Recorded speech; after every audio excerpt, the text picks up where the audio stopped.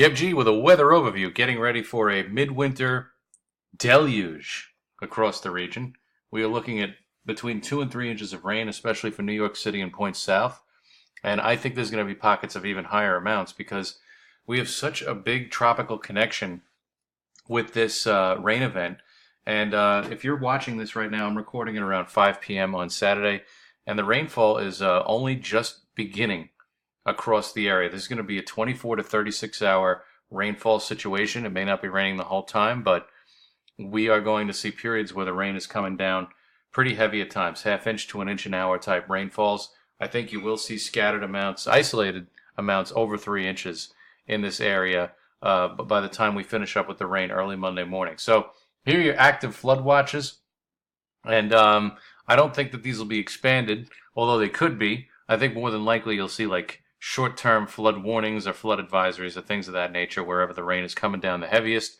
And this is off of NOAA, so like them on Facebook and Twitter and stay tuned for their advisories and warnings throughout this rainfall. And this is what I mean. Look at the Penn State EWOL site. This is a water vapor imagery. Look at all the moisture that's riding out of the Gulf of Mexico, and that moisture plume actually extends deep into the Pacific. And the atmosphere has all of that moisture to tap over the next 24 to 36 hours. So that's why we're looking at a pretty significant rainfall event. And, a lot of people, myself included, are ruefully lamenting, boy, if this could have only been in the form of snow, we would be talking about an all-out winter storm across the region. But that is not the case, as temperatures are well up into the 40s. So here's your current radar.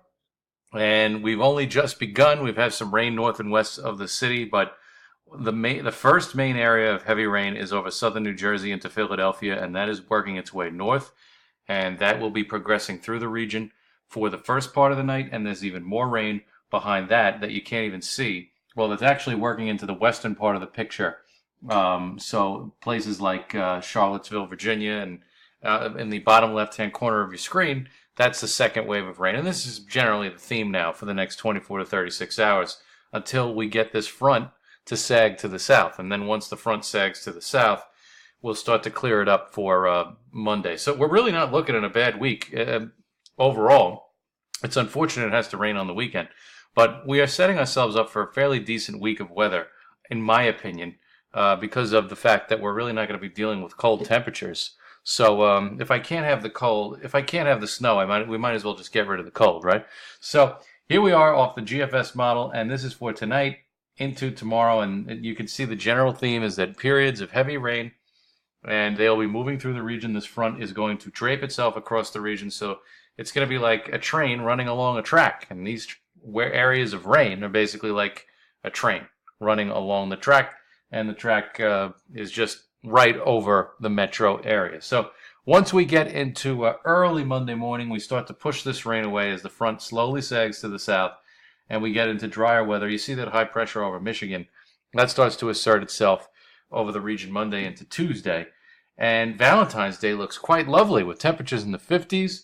And all in all, not too bad. Maybe some precipitation glances the northwest part of the area, but that's about it for Valentine's Day.